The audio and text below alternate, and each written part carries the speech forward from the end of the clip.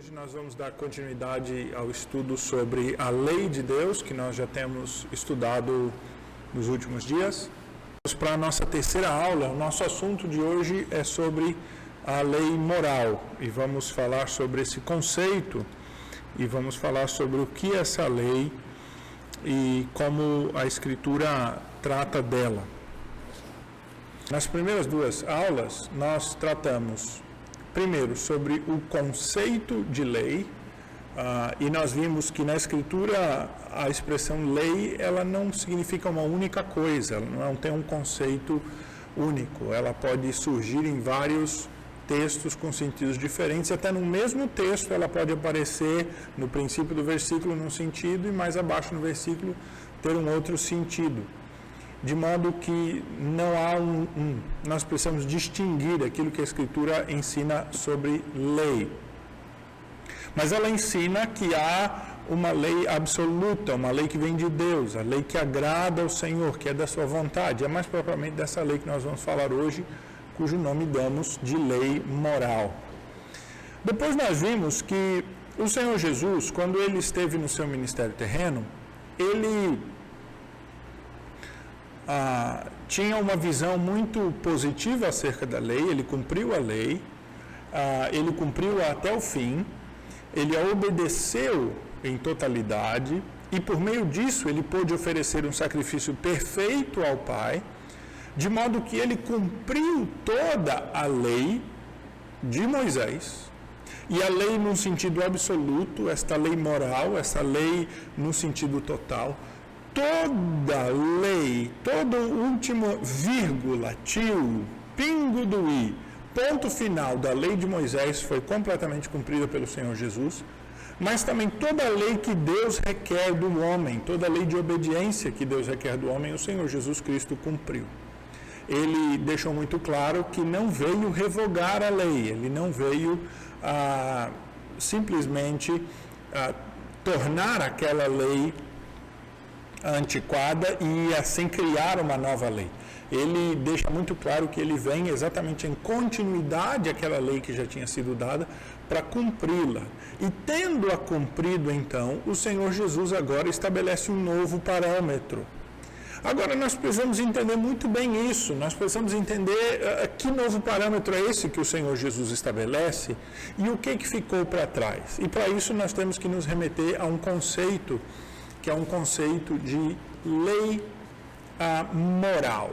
Lei moral. Na lei de Moisés, uma série de preceitos, como, por exemplo, dentro do aspecto religioso, o sacrifício de animais. Mas quando nós lemos a Escritura, nós vemos que o sacrifício de animais ele já existia antes de ser realizado na lei de Moisés. Antes da lei de Moisés, ele já se sacrificava. De onde vem esse ensino? Esta é uma pergunta interessante. Nós vimos, por exemplo, na lei de Moisés, que Deus institui o dízimo.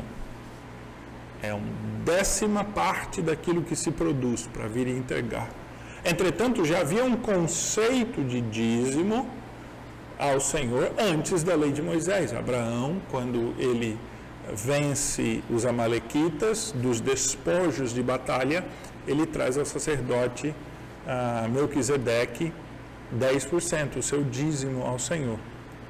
Nós vimos, por exemplo, e vamos falar brevemente dessa lei como um exemplo, mais na frente da nossa aula, que na lei de Moisés foi instituído o costume do levirato. Mas esta lei do levirato, ela já existia antes da lei de Moisés, da lei que foi dada no Sinai. Então, é importante nós percebermos, em primeiro lugar, quando nós vamos falar aqui de lei moral, que nós não estamos falando da lei de Moisés. A lei moral de Deus, ela está na lei de Moisés, mas ela é muito maior do que a lei de Moisés. Ela é o fundamento da lei de Moisés. Essa lei que Deus deu a Moisés, ela é uma lei aplicada ao contexto de Israel. É uma lei aplicada à situação de Israel. Ela contém preceito da vontade de Deus, não há dúvida, para os povos de todas as épocas, mas esta vontade de Deus, de que o homem viva de um certo modo, com uma certa moralidade, que serve para todas as épocas, foi aplicada na lei de Moisés para o povo de Israel. Nós vamos ver alguns exemplos disso hoje. A lei, na verdade, a primeira vez que nós vemos Deus estabelecendo uma lei, foi lá no Éden, foi antes do pecado. Como nós já falamos aqui na primeira aula, a lei, ela não vem em decorrência do pecado. A lei, ela antecede o pecado. E a lei existe porque nós cremos num Deus, melhor dizendo, que é santo, que é puro, que é justo. Um Deus de retidão e de graça. E a lei, ela emana dele como um parâmetro de justiça, de retidão. Assim como Deus é reto, ele é justo, ele é um Deus que em tudo é puro, nele não há sombra alguma, este próprio Deus e dele mesmo vem princípios que refletem essa pureza, esta retidão. A lei, ela é, portanto, não apenas uma exigência e uma demanda aos homens debaixo do pecado. Ela é, na verdade, uma demanda do próprio Deus, para que se estabeleça assim, com qualquer outra criatura, um princípio de retidão, de pureza. É claro que o próprio Deus, ele não se submete à lei. O próprio Deus não está debaixo da lei. Mas esta lei, ela flui do próprio Deus. Ela vem do próprio Deus. E ela reflete o próprio Deus. E o próprio Deus vive por esta lei, embora não estando debaixo desta lei. Porque o próprio Deus é reto. E a lei é reta, é justa, é bom. A lei foi dada para a vida, para a retidão. A lei é o bom caminho que Deus dá, quando Ele estabelece o critério pelo qual Ele quer que nós nos relacionemos com Ele. Mas, entretanto, tendo entrado o pecado no mundo, a lei se tornou, aí assim, uma grande inimiga.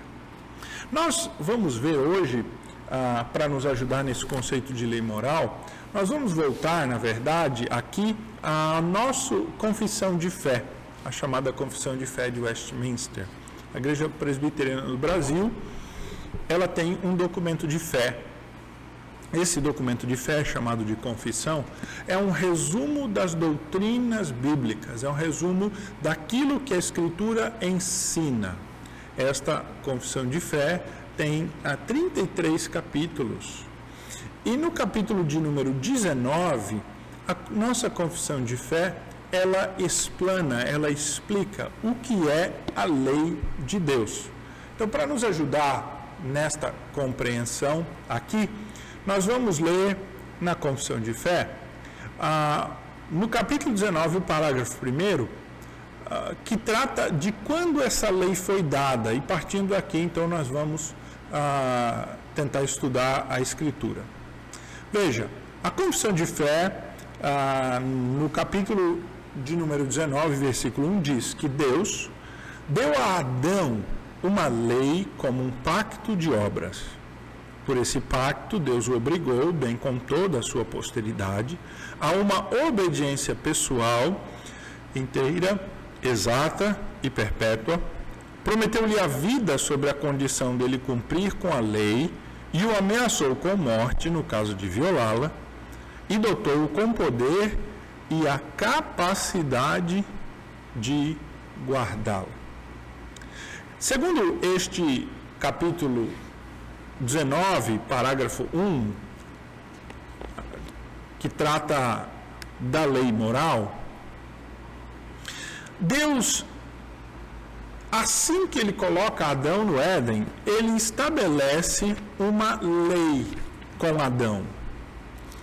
Ele institui uma lei. Esta lei vem a ser parte do pacto de obras que Deus faz com Adão. Uma aliança para a obediência de Adão e para que, então, por meio disso, ele fosse abençoado e o relacionamento com Deus fosse regulado. É interessante nós percebermos que esta lei moral que Deus deu a Adão, lá no Éden, ela é uma lei muito diferente daquela lei que nós podemos imaginar ou pensar em lei hoje. Adão, aqui não havia pecado. Aquelas muitas restrições que nós vemos na lei de Moisés, elas ainda não existem. Mas há, entretanto, uma lei no modo de Deus tratar com Adão e no modo como Deus se relaciona com Adão. A lei, irmãos, ela é o padrão que Deus estabeleceu para que nós nos relacionemos com Ele.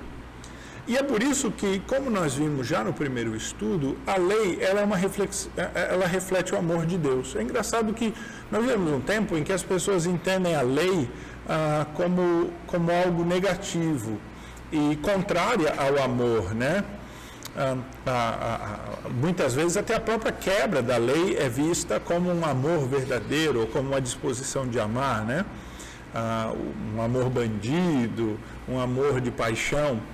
Mas, na verdade, toda lei boa flui do caráter de Deus, que é amor, e ela resulta no bem, e ela é a mediação do amor.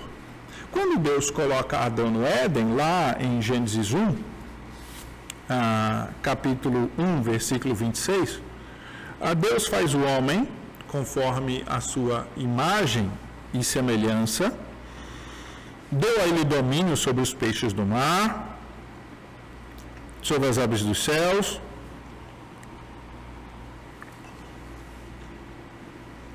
sobre os animais domésticos e toda a terra, os répteis e todos aqueles que rastejam. E no versículo 28, a Escritura diz assim: e Deus os abençoou e lhes disse: sede fecundos, multiplicai, enchei a terra e sujeitai-a, dominai sobre os peixes do mar, sobre as aves dos céus e sobre todo animal que rasteja pela terra. Veja, Deus, ao colocar Adão no Éden, deu a ele uma ordenança. Na verdade, várias ordenanças que estão num único pacote, né? Primeiramente, Deus deu a ordenança para ele ser fecundo e se multiplicar. A ordenança de ser fecundo e multiplicar-se, que depois vai se desdobrar nas ordenanças da família, do casamento, do honrar pai e mãe, do adultério, do divórcio. Essa primeira ordenança tem a ver com multiplicar-se por meio daquela relação de homem e mulher que Deus havia estabelecido e abençoado, tem a ver com a família. Há uma segunda lei que Deus dá quando ele diz assim: dominai sobre os peixes do mar, sobre as aves dos céus e sobre todo animal que rasteja pela terra. Deus deu a Adão uma ordenança e o colocou ali no jardim para que ele fosse um cuidador do jardim, para que ele fosse ali no jardim aquele que iria explorá-lo. Ele ia cuidar dos animais, ele ia cuidar das plantas, de certo modo, ele estava ali para isso. Lá, Gênesis 2, capítulo 15, diz: tomou, pois, o Senhor Deus ao homem e o colocou no jardim do Éden para o cultivar e o guardar. Esta segunda ordem, esse segundo mandamento aqui de Deus para Adão, é um mandamento que tem a ver com o trabalho. É um mandamento que depois vai se desenvolver nos mandamentos relativos a bens, a propriedade, a ciência e também a quebra disso, ao roubo, a cobiça, aquilo que Deus estabelece aqui no Éden. Deus não fez Adão para estar ocioso ali no Éden. Deus lhe deu uma função, já logo de início, ele tinha essa função de cultivar o jardim, ele dominava sobre os animais, sobre toda a criação, e o texto bíblico diz assim: dominai sobre os peixes do mar, multiplicai-vos, enchei a terra e sujeitai-a.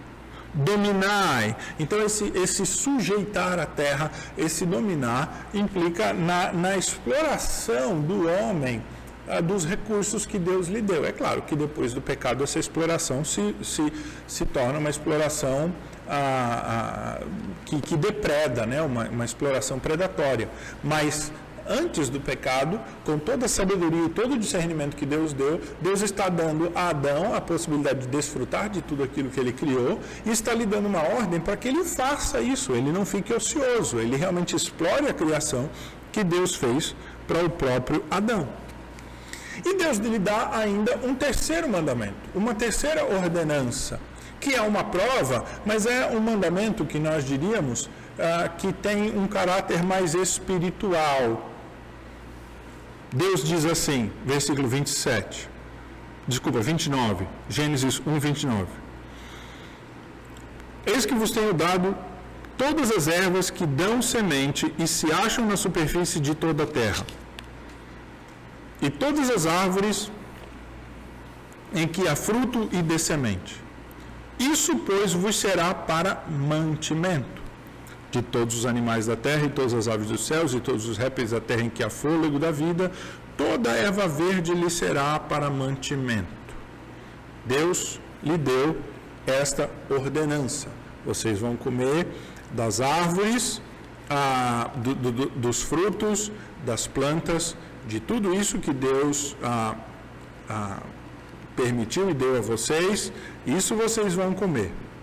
Mas, porém, Deus diz assim, Gênesis 2, a partir do versículo 16, ele diz assim: de toda árvore do jardim comerás livremente, mas da árvore do conhecimento do bem e do mal não comerás, porque no dia em que dela comeres, certamente morrerás.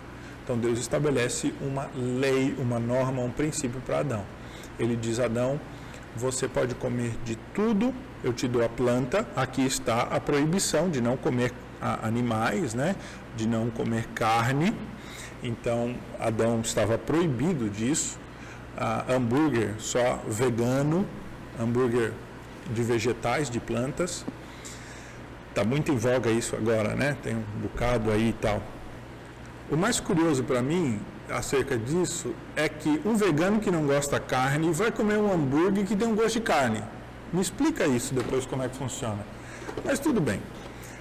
Vamos seguir aqui no nosso mandamento. Agora a carne está liberada mesmo, então está tranquilo. O que o Senhor Deus está dizendo a Adão é: você não pode comer carne, mas pode comer plantas. Agora tem um fruto que você não pode.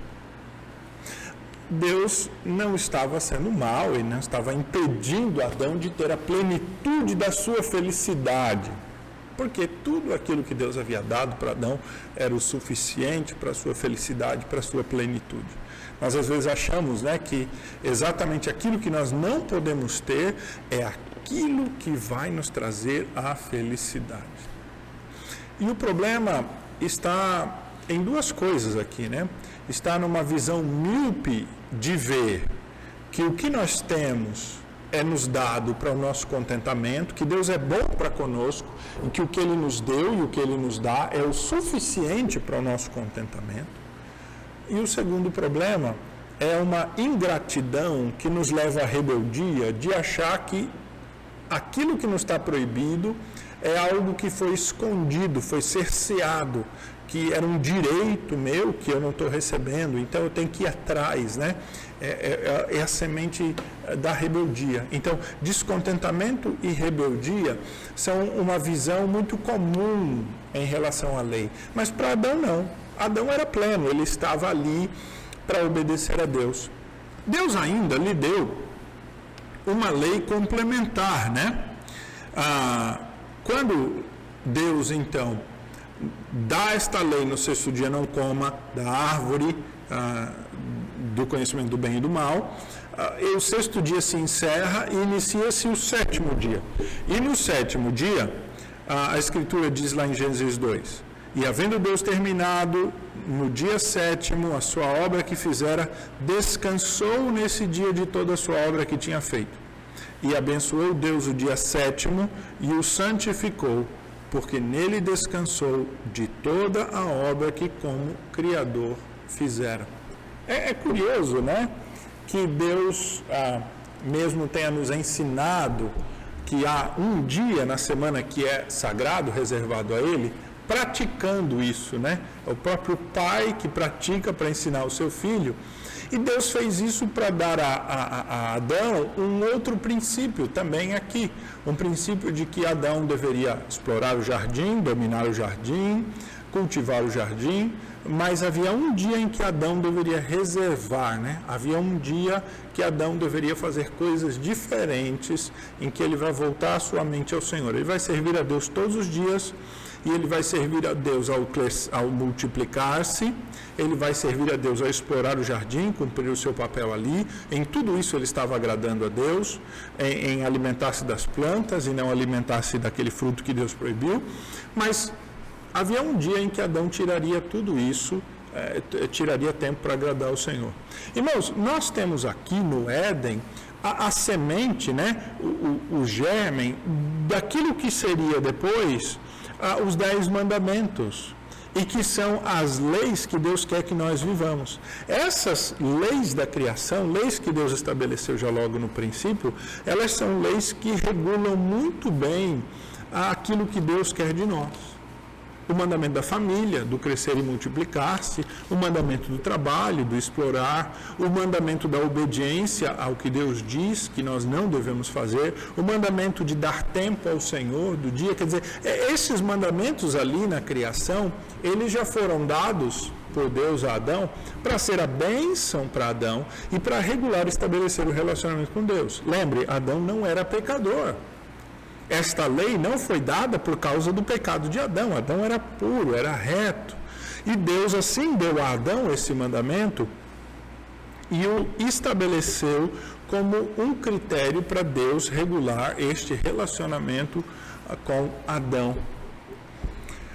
Acima de tudo, o próprio Deus, tendo feito Adão à sua imagem e semelhança, colocou no coração de Adão este princípio da moral, daquilo que agrada a Deus. Adão havia ouvido de Deus estes mandamentos, mas o próprio coração de Adão, que foi criado à imagem e semelhança de Deus, Deus sendo puro, reto, um ser moral, fez Adão também um ser moral, provido de ética, de modo que Adão tinha a consciência da sua obrigação para com essas leis. Ele estava profundamente envolvido. É aquilo que o apóstolo Paulo vai dizer lá em Romanos 2, 14 e 15, que nós já lemos, que está no coração do homem esta lei, e os próprios pagãos, que sem o conhecimento da lei revelada, né, escrita de Deus, agem de conformidade com esta lei, mostram a norma da lei gravada no seu coração. Esta lei que foi dada a Adão é uma lei que foi dada para que Adão vivesse por ela, e Adão poderia, por ele mesmo, agradar ao Senhor em todo o tempo e viver por ela, e por ela ele assim seria bem-sucedido. Como nós já falamos, como eu falei aqui, a lei foi dada para ser uma bênção. E Deus deu toda a capacidade a Adão e a deu para ser, de fato, um instrumento do relacionamento dele com Adão, mas estabeleceu, porém, um princípio de vida aqui, contraposto à ameaça da morte pela desobediência. Então, nós sabemos o resultado daquilo que houve com Adão. Adão não obedeceu esta lei. E aí, então, no segundo parágrafo do capítulo 19 da nossa Confissão de Fé, diz assim: esta lei que Deus deu a Abraão, depois da queda do homem, continua a ser uma perfeita regra de justiça.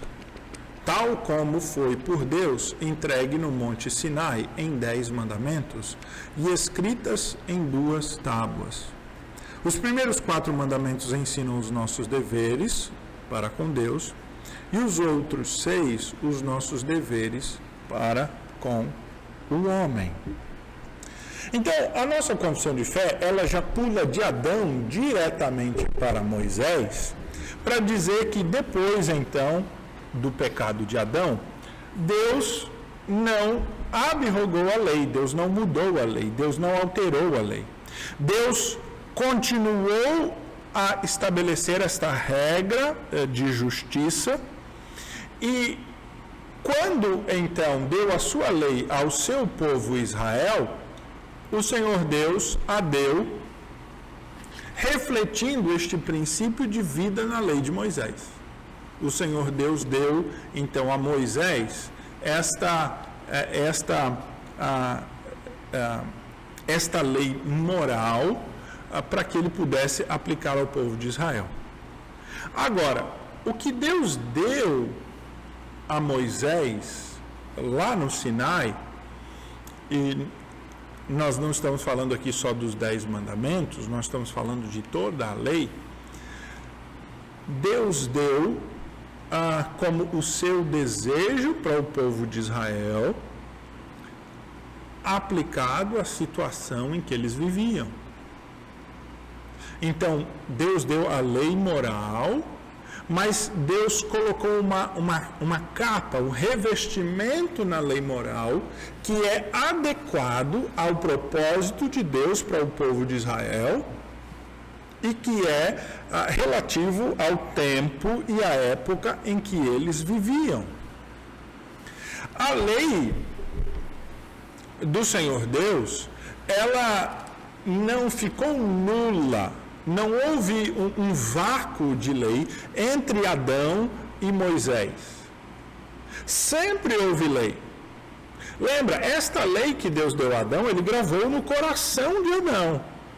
E o homem caído continua a se conduzir por ela. De outro modo, Deus não teria destruído todo o mundo, né?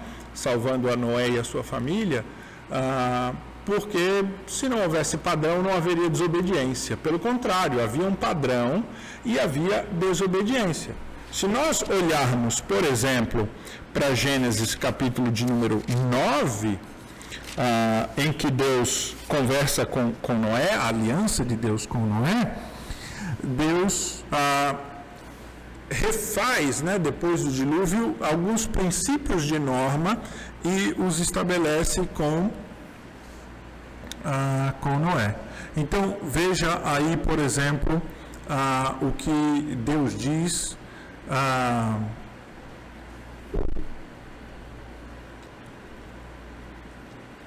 em Gênesis capítulo de número 9, Deus diz logo no versículo 1, veja aí.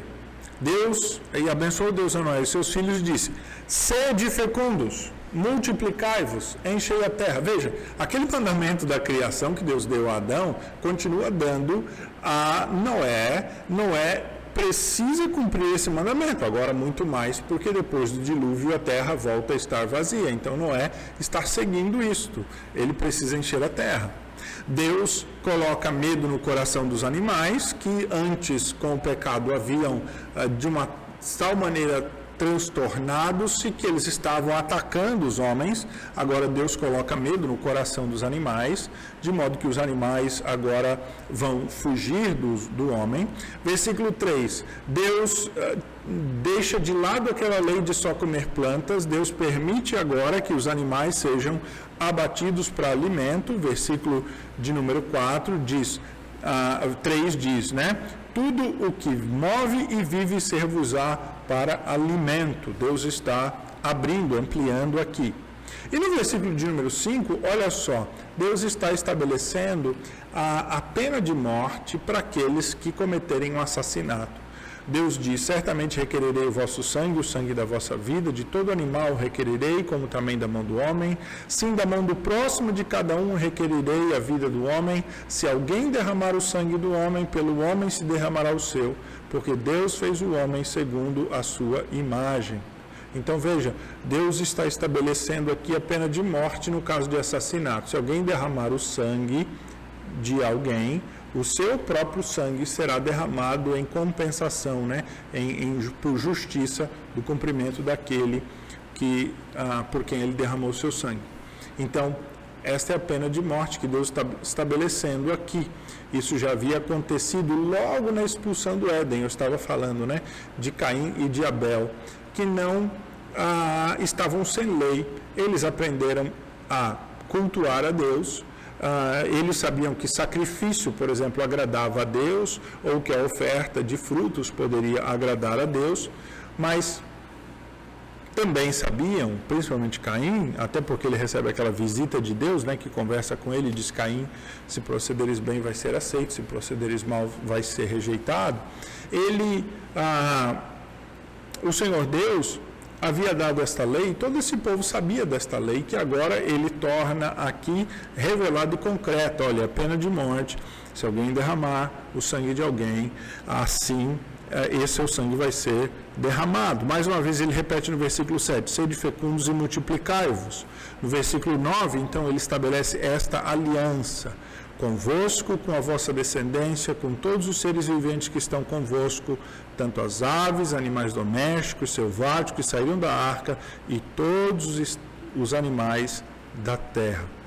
E o Senhor Deus então coloca nos céus o arco-íris como um símbolo desta aliança que Deus tem com o homem e com a criação. Ele estabelece nesta segunda aliança leis complementares à primeira, para regular a vida do homem. Deus está adequando aqui as suas leis, ele ainda é o mesmo Deus, ele exige a mesma moralidade, mas a aplicação disso em certos contextos vai ser diferente. Aqui Deus está utilizando esta lei de uma outra maneira, está dando a Moisés esse mandamento de agora poder comer carne, o mandamento da pena de morte, ali estabelecendo que o assassinato não vai ser tolerado, porque o homem é a imagem e semelhança de Deus, e o Senhor Deus vai prezar por isso, estabelecendo esse critério. De modo, então, irmãos, que esta lei de Deus, que é revelada depois a Moisés de uma maneira mais ampla, dando estabelecendo sacrifícios, um calendário sagrado, estabelecendo critérios civis, judiciais, estabelecendo e regulando toda a nação de Israel. Esta lei, bastante completa, ela é também a continuidade de todo esse processo, de toda essa lei que Deus está, mais uma vez sendo aplicada a um contexto. Então, quando Deus dá a lei lá a Moisés, o Senhor Deus, ele está pegando a lei moral e está aplicando a lei moral em várias situações e assim dando ao seu povo Israel. Porém, o centro da lei, o cerne da lei, o coração da lei, que na verdade representa esta lei moral de Deus, são os 10 mandamentos. Os 10 mandamentos não são toda a lei moral de Deus, mas eles são a forma resumida da lei moral de Deus. Então, repito, os 10 mandamentos, eles não resumem toda a lei moral de Deus, mas eles são um quadro de referência, eles são um resumo daquilo que Deus quer de nós, daquilo que significa pureza e perfeição. Eles são, portanto, um resumo à essência da lei moral. Os 10 mandamentos, eles, assim, são distintos, em certo sentido, da lei cerimonial que foi dada a Israel, da lei civil, social dada a Israel, porque eles são um mandamento supratemporal, que não são relativos, mas eles estão ali expostos na lei de Israel como um princípio e uma base, E o propósito de Deus, ao dar toda esta lei, era que o povo cumprisse, de fato, os 10 mandamentos. Então, quando Deus entregou a Moisés toda esta lei, o Senhor Deus estava aplicando a sua lei ao contexto de Israel, mas o desejo dele era que o povo seguisse os princípios de pureza, de santidade, de justiça do próprio Deus, que estão registrados e revelados na lei moral. Então, olhando para isso, nós vemos aqui que na confissão de fé, no capítulo 19, versículo 3, a nossa confissão, então, ensinando, diz assim: esta lei, esse é o 2, vamos ver aqui o 3, esse é o 3, então diz assim: além desta lei, geralmente chamada lei moral, foi Deus servido dar ao povo de Israel, considerando uma igreja sob a sua tutela, leis cerimoniais que contêm diversas ordenanças típicas. Essas leis, que em parte se referem ao culto e prefiguram a Cristo, as suas graças, os seus atos, os seus sofrimentos e os seus benefícios, e em parte representam várias instituições e deveres morais, estão todas abrogadas sob o Novo Testamento. E aqui nós chegamos a um ponto muito importante da nossa aula e muito interessante, fazendo aqui algumas distinções que nós precisamos fazer.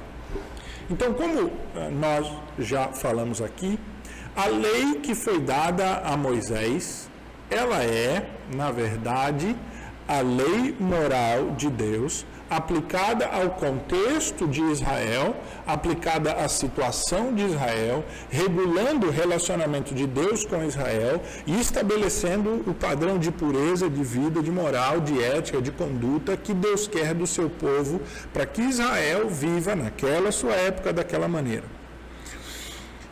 Esta lei, ela é relativa à quantidade de conhecimento de Deus que eles tinham, que nós chamamos de progressão da revelação.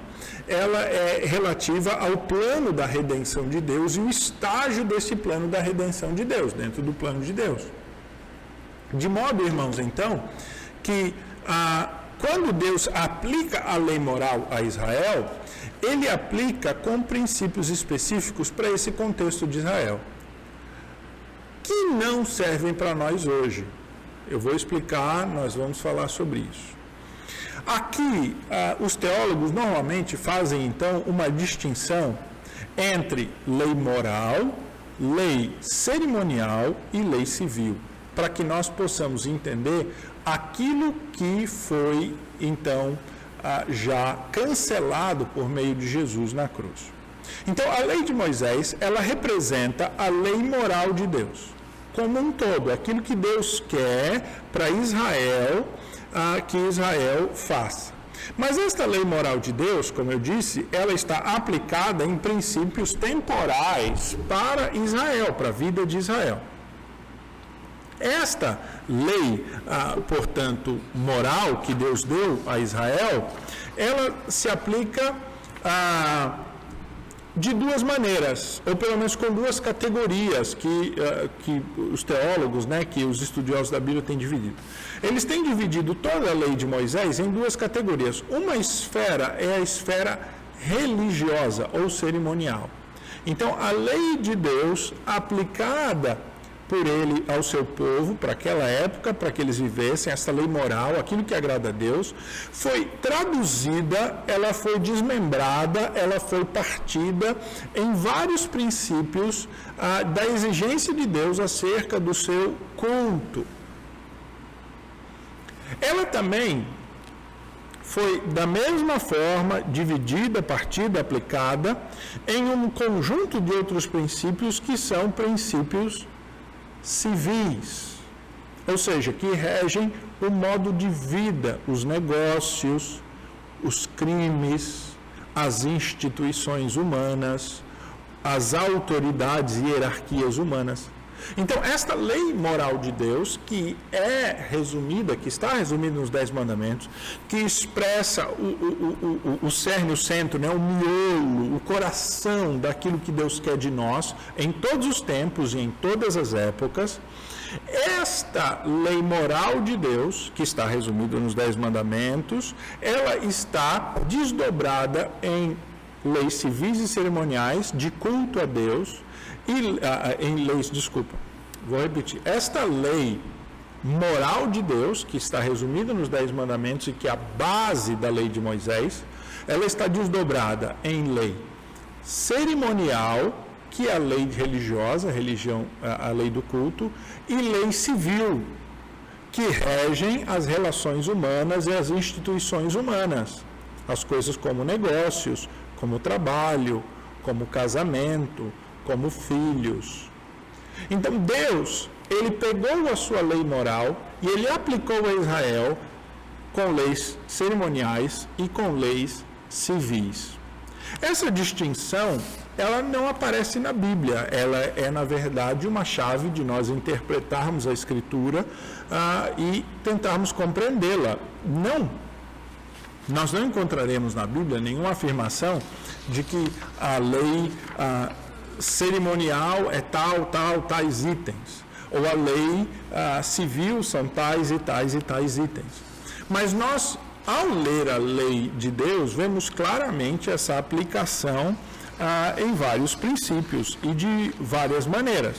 Então, Deus deu esta lei a Israel para ser uma lei pela qual eles se conduzissem nesse período antecipatório à vinda do Messias, à realização do plano de Deus, e que estava de acordo com o conhecimento de Deus, com a progressão da revelação, com o conhecimento de Deus, com aquilo que havia sido revelado de Deus e do seu plano naquele tempo.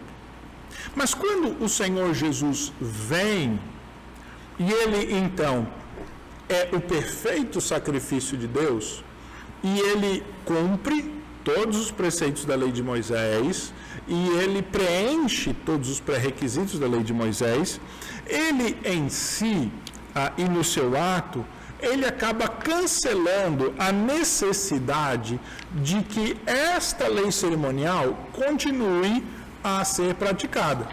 Então, por exemplo, o sacrifício de animais, ele não é mais feito, ele não é mais necessário, porque o Senhor Jesus, ele se sacrificou, ele derramou o seu sangue por nós na cruz. Isso fica muito claro no Novo Testamento, principalmente na carta de Hebreus, que é muito enfático acerca da obsolescência, né, do envelhecimento desta lei. O autor de Hebreus, lá em Hebreus 10:1, ele diz assim: ora, visto que a lei tem sombra dos bens vindouros, não a imagem real das coisas, nunca jamais pode tornar perfeitos os ofertantes com os mesmos sacrifícios que ano após ano perpetuamente eles oferecem. Veja aqui algo curioso. O autor de Hebreus diz assim: a lei tem sombra dos bens vindouros. Quando o autor de Hebreus está falando aqui, lei tem sombra dos bens vindouros, ele não está tendo em mente aqui aquele conceito absoluto de lei moral de Deus, de lei que Deus quer para todo mundo em todas as épocas. O que o autor de Hebreus está pensando aqui, ao falar sobre lei aqui nesse contexto, diz respeito à lei sacrificial de Israel, uma lei de culto. E ele vai deixar isso muito claro quando ele diz isso para nós, mais abaixo do versículo, quando ele diz, né? Nunca jamais pode tornar perfeitos os ofertantes com os mesmos sacrifícios que ano após ano perfeitamente eles oferecem. Então, quando o autor de Hebreus está falando aqui desta lei que é sombra e que é imperfeita, ele não está falando da lei num sentido absoluto. Veja, voltando à nossa primeira aula, ele está falando de lei, mas o seu conceito é estrito aqui. A gente tem que olhar esse texto no seu próprio contexto para entender. De modo que o autor está dizendo, ao tratar de lei, ele está pensando nas leis sacrificiais. É aquilo que os teólogos chamariam, como eu falei aqui, de lei cerimonial. A lei que rege o culto a Deus e os recursos de culto que eram utilizados na antiga aliança. Ele segue no texto, o texto de Hebreus segue e diz assim: doutra sorte não teriam cessados de ser oferecidos, porquanto os que prestam culto, tendo sido purificados uma vez por todas, não teriam mais consciência dos seus pecados. Quer dizer, o argumento dele é o seguinte: se de fato esta lei e o sacrifício destes animais ele fosse algo eficaz e não mera sombra, temporal de ser praticada, ele só precisava de uma única vez, mas na verdade a lei era praticada, haviam 2 sacrifícios diários, pelo menos, além dos outros sacrifícios que eram feitos a pedido do povo e em datas especiais. Então, muitos sacrifícios eram feitos, porém, o autor de Hebreus diz que nenhum destes pode, na verdade, trazer remissão de pecados. Ele diz no versículo 4, é impossível que o sangue de touros e de bodes remova pecados. Se o sangue do touro e do bode ou do animal imolado não removia pecados, por que o povo deveria ficar praticando aquilo? É porque Deus estava ali estabelecendo um princípio para o povo de que pecados precisam ser expiados pelo derramamento de sangue. Deus nunca pretendeu que aquele sacrifício fosse a base do perdão do pecado de um homem. Mas ele sempre teve a ideia de que, para que um homem se relacionasse com ele, agora debaixo do pecado, um inocente precisava morrer e derramar o seu sangue. Este era o princípio que estava preceituado ali na lei, que estava por detrás da lei. Então, o autor de Hebreus diz assim: ora, todo sacerdote se apresenta dia após dia a exercer o serviço sagrado e a oferecer muitas vezes os mesmos sacrifícios que nunca, jamais podem remover pecados. Jesus, porém, tendo oferecido para sempre um único sacrifício pelos pecados, assentou-se à destra de Deus. Porque, pulando agora para o versículo 14, Hebreus 10, 14, porque uma única oferta aperfeiçoou para sempre quantos estão sendo santificados. E aí ele conclui no versículo 18 sobre o sacrifício de Jesus. Onde há remissão de pecados, já não há oferta pelo pecado. Ou seja, não é preciso haver mais sacrifício, não é preciso mais haver aquele calendário litúrgico, aquelas cerimônias, não é preciso haver mais aqueles rituais de purificação, não é preciso mais se vestir com aquelas vestes que eram necessárias para indicar pureza, para indicar a diferenciação do povo de Deus.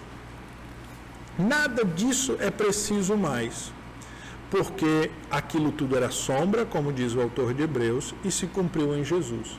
Então veja, Deus estava estabelecendo este princípio na lei de Moisés, que é um princípio moral que já vem lá do Éden, por meio de uma ordenança relativa, de uma ordenança concreta, que era o sacrifício de animais.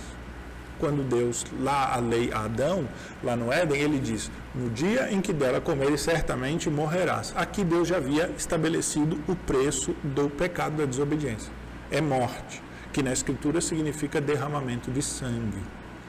Então, Deus, já no Éden, quando ele deu a lei a Adão e quando ele estabeleceu este mandamento da obediência, dando a árvore do conhecimento do bem e do mal, ele já estabeleceu o preço da quebra da lei. Ele já estabeleceu, assim, a pena. Já estava ali o Código Penal do Senhor Deus estabelecido nesta lei, que era para o bem de Adão, que era para a felicidade de Adão, para a continuidade da vida de Adão, mas que, por fim, tornou-se o grande mal, um grande desastre.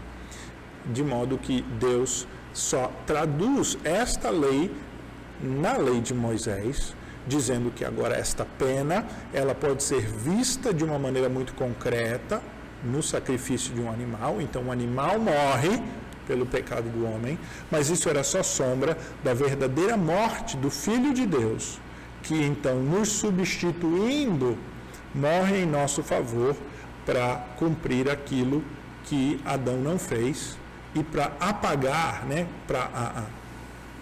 para justificar aquela pena em que Adão incorreu, que é a pena da morte.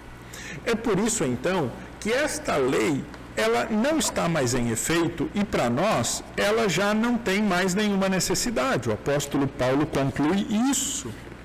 Ele diz assim, lá em Gálatas 4, ele diz: durante o tempo em que o herdeiro é menor, em nada difere de escravo, posto que ele é menor em tudo, mas está sobre tutores e curadores até o tempo predeterminado pelo Pai. Assim também nós, quando éramos menores, estávamos servilmente sujeitos aos rudimentos do mundo. Veja, o apóstolo Paulo está dizendo que o Senhor Deus, ele deu algumas leis rudimentares, algumas leis infantis, por aqui dizer, para o povo de Israel se relacionar com ele, compreender aquele seu grande plano da salvação. Estas leis eram reflexo da lei moral de Deus, daquilo que Deus quer, mas elas em si não eram o meio do seu cumprimento.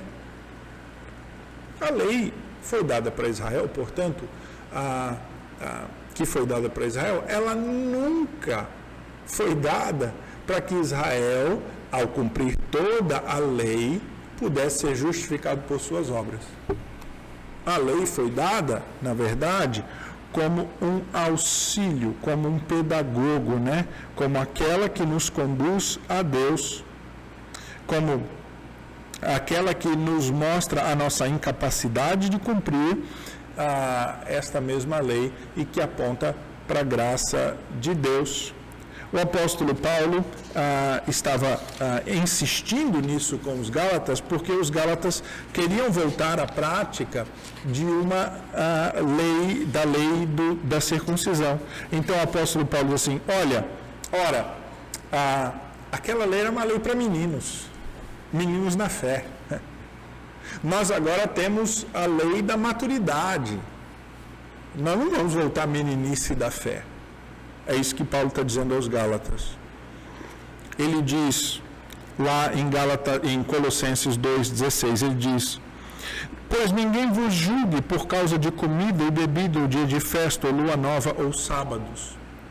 Ele está falando aqui das ordenanças que dizem respeito a comer e beber da antiga aliança, dos dias sagrados de festas da antiga aliança, né? O calendário da nova lua, da festa, da primeira lua nova do mês, dos sábados sagrados. Ele diz assim, ninguém entre vocês julgue um ao outro com base nessas coisas. Versículo 17. Porque tudo isso tem sido sombra das coisas que haviam de vir. Porém, o corpo é de Cristo. Então, o apóstolo Paulo, ele está dizendo, olha, não se julguem mais pelos parâmetros da lei da antiga aliança. Os calendários, os rituais de alimentação, porque isso tudo era sombra que agora foi cumprida em Jesus Cristo.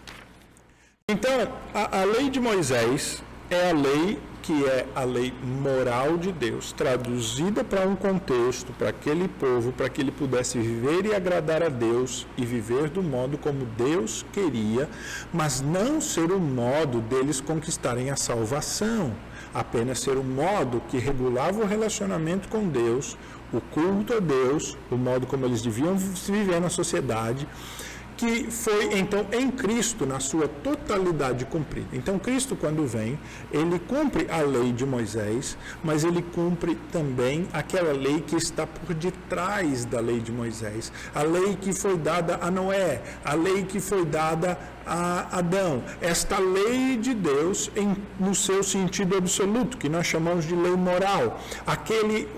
O cerne do mandamento, o verdadeiro espírito da lei, e a forma da lei. De nada adianta ter espírito se não tiver a forma da lei. Nós vimos isso no primeiro estudo. De modo que o Senhor Jesus, ele cumpre todos os mandamentos, tanto da lei moral, quanto da lei moral em princípios cerimoniais e princípios civis em Israel. De modo, então, que nós não precisamos mais do sacrifício. Agora nós chegamos, então, a uma outra parte, vamos evoluir, quando a nossa confissão de fé, ela fala também do princípio civil. Ela diz assim no seu parágrafo 4 do capítulo 19, que o princípio civil, este também foi abolido na lei de Moisés. Então ele diz, a este mesmo povo, considerando como um povo político, Deus deu leis civis que terminaram com aquela nacionalidade e que agora não obrigam além do que exige a sua equidade geral.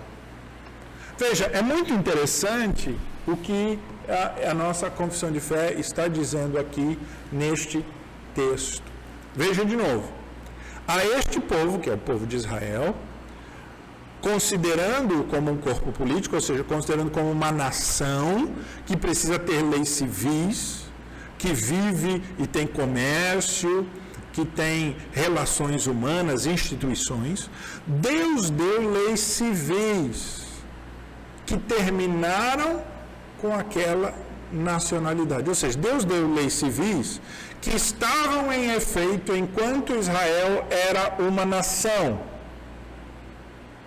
e que agora não se obrigam mais além do que exige a sua equidade geral. Ou seja, o que a nossa confissão de fé está dizendo é que as leis civis que Deus havia dado a Israel, elas também expiraram, elas também perdem o seu valor para nós hoje, porque elas estavam em efeito enquanto Israel, constituído como nação, podia se regular.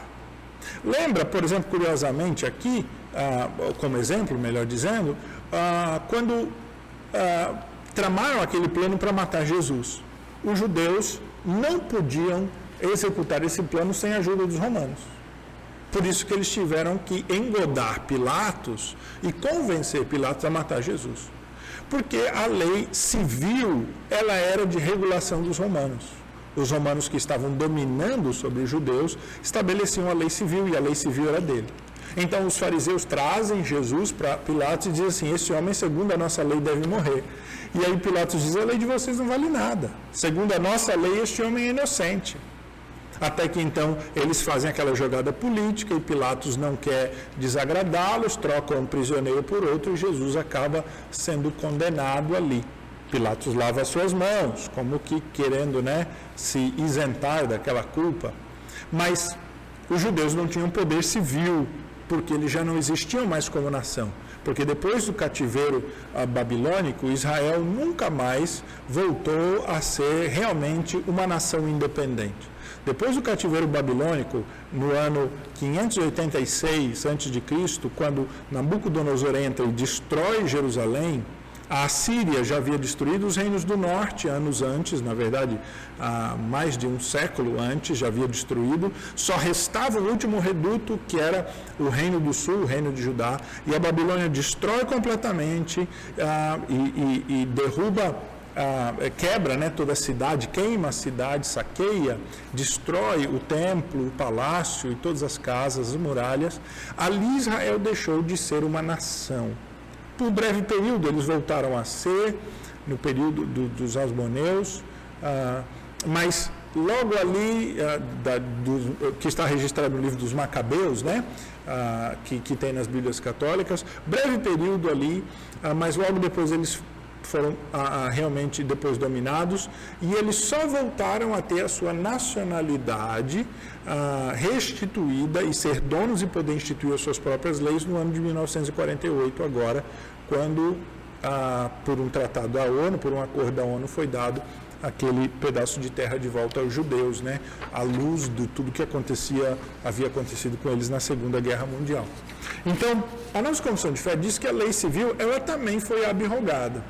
Bom, esse aspecto é um aspecto que tem gerado muita discussão, porque tem havido um grupo que tem um nome, os chamados teonomistas, que eles têm dito e defendido, e tem gente boa até, gente bastante instruída na Escritura, que tem dito que nós precisamos hoje usar a Escritura como um parâmetro de lei para o nosso estado civil.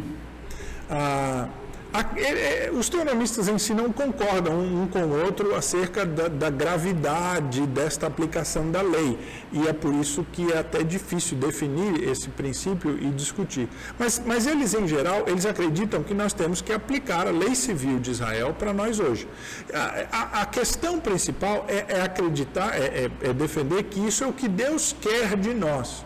A nossa confissão de fé, ela, na frase final, ela diz assim, que elas não são obrigadas a nós, além da equidade, além do que se exige da equidade geral. O que quer dizer assim, além daquilo que ela serve como um padrão de moralidade, de princípio civil geral que nós podemos aplicar, mas não, de fato, na sua totalidade.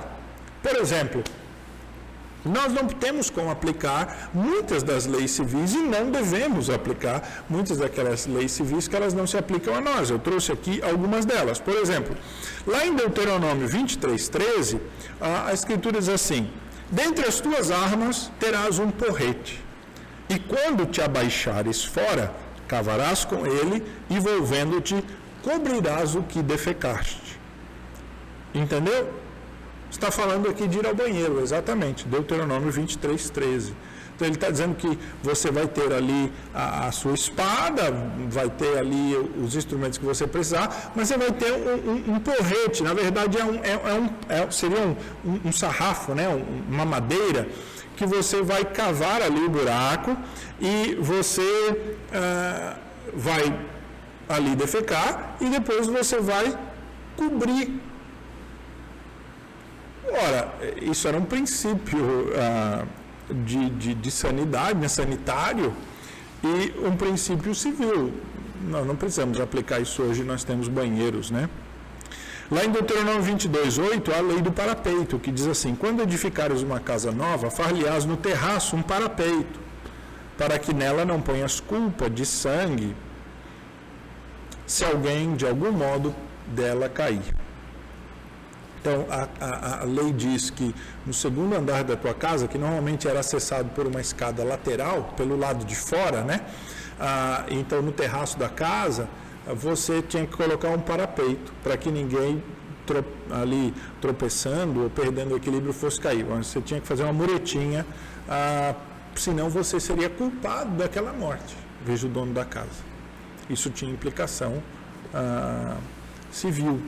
Por exemplo, Deus diz assim, é um princípio meio cerimonial, meio civil, lá em Deuteronômio 22 também. Não semearás na tua vinha duas espécies de semente, para que não se degenere o fruto da semente que semeaste e a messe da vinha. Ih, rapaz, transgênico hoje estaria... O camarada que desenvolveu o transgênico teria sido condenado pela lei de Moisés. Aqui, ó, veja só. Deuteronômio 22:10. Não lavrarás com jumenta de boi, não lavrarás conjunta de boi e jumento. Viu? Não pode botar boi e jumento junto no mesmo carro ali, debaixo da mesma canga, não pode. Não vestirás de estofo de lã e de linho. Os judeus levam muito a sério isso. Você não pode ter uma roupa com dois tecidos. Os judeus ortodoxos seguem isso até hoje. Você não pode ter dois tecidos numa roupa. Se você tem uma roupa que é de um tecido, ela tem que ser 100% de um tecido. Os judeus ortodoxos hoje não aceitam tecidos sintéticos, essa mistura de tecidos não pode ter. A roupa tem que ser de um tecido só. Deuteronômio 22:12. Farás borlas nos quatro cantos do manto com que te cobrires. É o famoso tzitzit, que é, na verdade, uns fiozinhos que eram colocados na ponta da roupa, né, como se fosse assim as quatro pontas, né, duas na frente, duas atrás, teoricamente, né, e eles simbolizavam ali este princípio da santidade da lei de Deus, né? Inclusive um deles era azul, tinha que ser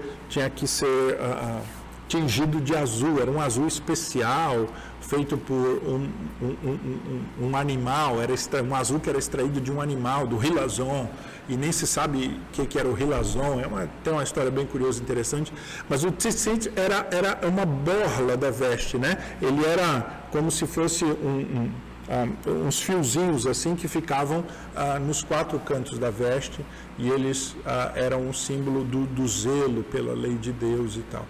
Então veja, todos esses princípios eles foram abrogados em Cristo, nós não seguimos mais, eles não têm mais validade para nós. Lá em Deuteronômio 25:5 tem uma outra interessante também, se irmãos morarem juntos e um deles morrer sem filhos, então a mulher do que morreu não se casará com outro estranho fora da família, o seu cunhado a tomará e a receberá por mulher e exercerá com ela a obrigação de cunhado. É a lei do levirato.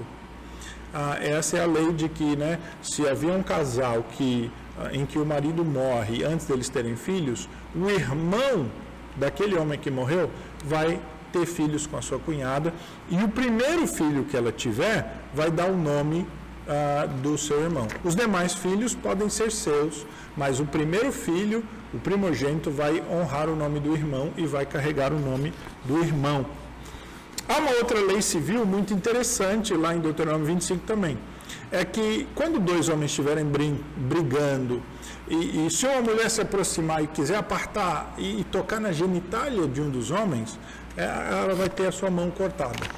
Corta a mão da mulher. E por isso que daí as mulheres elas não podiam ter contato nenhum com o homem e principalmente correr o risco de bater na genitália de um homem era algo terrível. Ela tinha a sua mão cortada, é um princípio civil. Imagina se nós formos aplicar essas coisas hoje. É claro, irmãos, que todos esses princípios aí, eles implicavam em pureza, em santidade, eles implicavam em ser íntegro, né? Como não ter uma roupa de vários, com mais de um tecido. Toda esta lei de Deus dada a Moisés, ela reflete o desejo da lei de Deus de pureza total. Ela reflete e ela dirige a Deus a sua totalidade. No próximo estudo, então, nós vamos falar sobre os propósitos da lei, né? O resumo da lei nos mandamentos do amor, e vamos falar sobre o propósito, na verdade, da lei, para o que ela serve, né? Como nós devemos encarar hoje, nós como cristãos, qual vai ser o propósito da lei.